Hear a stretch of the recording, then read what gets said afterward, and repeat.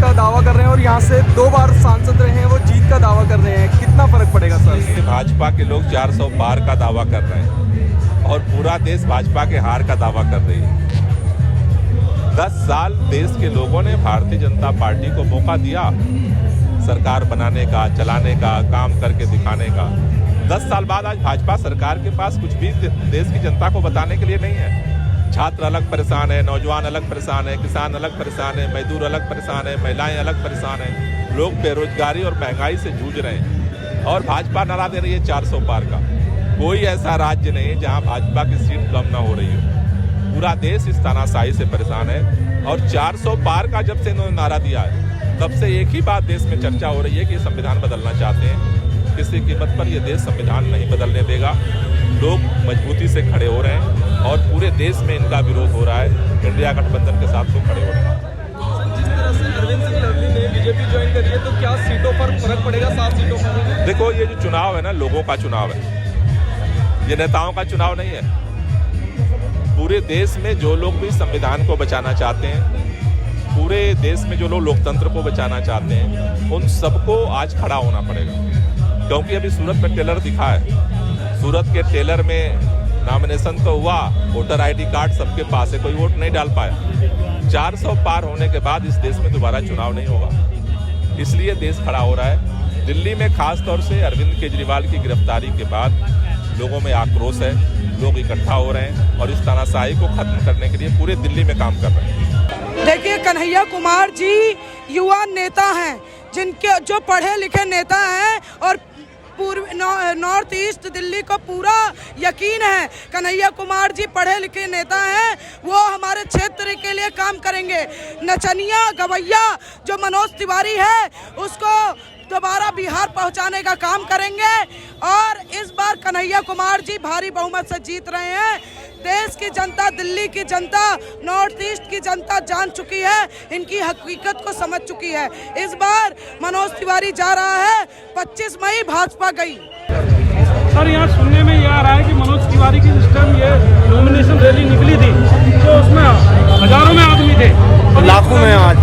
आज जो आपकी रैली निकली है, उस आपके हिसाब से आप रैली में सत्ताधारी पार्टी है, लोगों को खरीद के रैली में सम्मिलित करके लाखों लोग हम भी ला सकते हैं, लेकिन ये लोग वो हैं जो मेहनती और जमीन से जुड़े हुए लोग हैं, जो वोट दिलाएंगे, जो कन्हैया कुमार जी के लिए काम कर रहे हैं। लेकिन गठबंधन पार्टी की तरफ से कहा जा रहा है कि टुकड़े टुकड़े गैंग की तरफ से टुकड़े टुकड़े भी हो गए और उनके जो दल है कांग्रेसी, वो हमारे पास आ रहे हैं और जुड़ रहे हैं, ज्वाइन कर रहे हैं। देखो, वो तो उनकी मंशा है, उनकी सोच है ऐसी। जो उनके थे वो उनके पास चले गए, जो हमारे थे वो हमारे पास रहेंगे। जो कन्हैया कुमार के साथ है वो कन्हैया कुमार के साथ रहेंगे। और रही बात टुकड़े टुकड़े गैंग की, अगर वो टुकड़े टुकड़े गैंग के आरोपी थे तो उन्हें आप अंदर क्यों नहीं करते? जब केजरीवाल आरोपित थे तो आपने उन्हें चुनाव के टाइम पे एकदम अंदर किया। 400 पार का नारा लगेगा जो देखिए, मोदी जी पूरे देश में घूम घूम के कह रहे हैं 400 पार, पूरे देश की जनता कह रही है अब की तड़ी पार।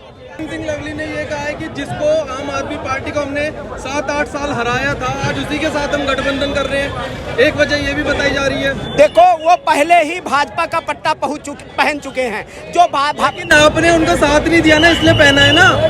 पहले जब आम आदमी पार्टी से गठबंधन नहीं हुआ था तब भी वो भाजपा का पट्टा पहन चुके हैं। ऐसे दोगलों के बारे में हम बात नहीं करना चाहते। देखिए, वो टिकट के लालची थे। वो जब अरविंद केजरीवाल की गिरफ्तारी थे, वो स्वयं वहां गए थे। जब टिकट का बंटवारा हो रहा था तब अमरिंदर सिंह लवली बैठे थे। जब गठबंधन की बात हो रही थी तब अमरिंदर सिंह लवली बैठ रहे थे। वो स्वार्थी आदमी हैं, उनको टिकट चाहिए था, टिकट नहीं मिला और वो चले गए। तो ऐसे स्वार्थी आदमी का कोई जरूरत नहीं है। प्रधानमंत्री जब ये कहने लगे भैंस खोल के लेके चले जाएंगे, इसका मतलब वो बौखला गया है। अब बौखलाने का ही ये सब परिणाम है। चुनाव हार रहे हैं मोदी जी, चुनाव बुरी तरह हार रहे हैं। जनता महंगाई से त्रस्त है, जनता बेरोजगारी से त्रस्त है, जनता बेटियों की सुरक्षा को लेकर चिंतित है। मणिपुर में एक फौजी की बेटी वाइफ को नंगा घुमाया गया। लेकिन कन्हैया कुमार ने भी फौजियों के ऊपर बोला है। कन्हैया कुमार ने फौजी रेप करते हैं।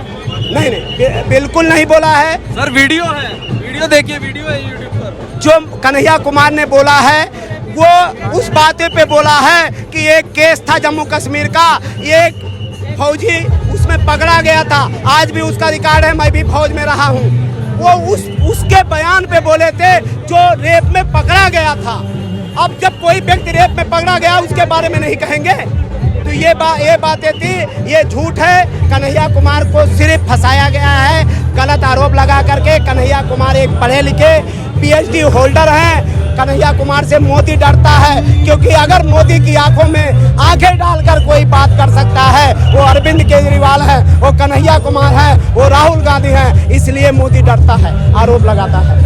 लेकिन तिवारी की जमानत जब्त है, मनोज तिवारी की जमानत लेकिन जब्त है। अरविंद सिंह लवली ने भी अपना बीजेपी ज्वाइन कर ली है। कोई बात नहीं, वो पहले भी बीजेपी दिल्ली में कोई फर्क नहीं पड़ता। लेकिन इस कन्हैया कुमार पे भी बड़े आरोप लगे हैं कि टुकड़े टुकड़े गैंग को लेकर ये सब। कभी नहीं कहा टुकड़े टुकड़े, कन्हैया ने कभी टुकड़े टुकड़े की नहीं बोला। तो कितने उससे जीतने का लग रहा है आपको मार्जिन?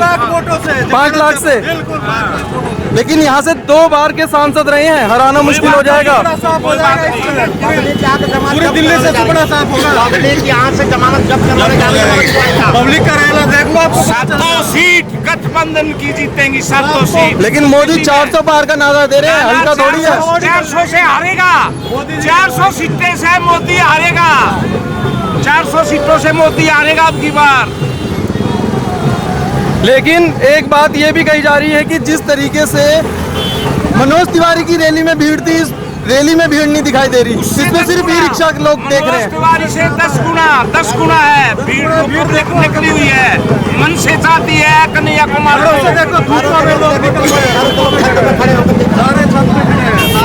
पब्लिक की आवाज आ रही है, पब्लिक की आवाज है। पूरे उसमें सिर्फ और सिर्फ कांग्रेस के झंडे दिख रहे हैं, बल्कि गठबंधन हुआ है, आम आदमी पार्टी का एक भी झंडा नहीं दिखाई दे रहा है। आम आदमी में आप देखिए जिस तरीके से मैं देख पा रहा हूँ, बहुत आदमी है पीछे, लेकिन जो दिखाई दे रहे हैं वो यही है। क्या बात कर रहे हो आप? क्या बात कर रहे हो?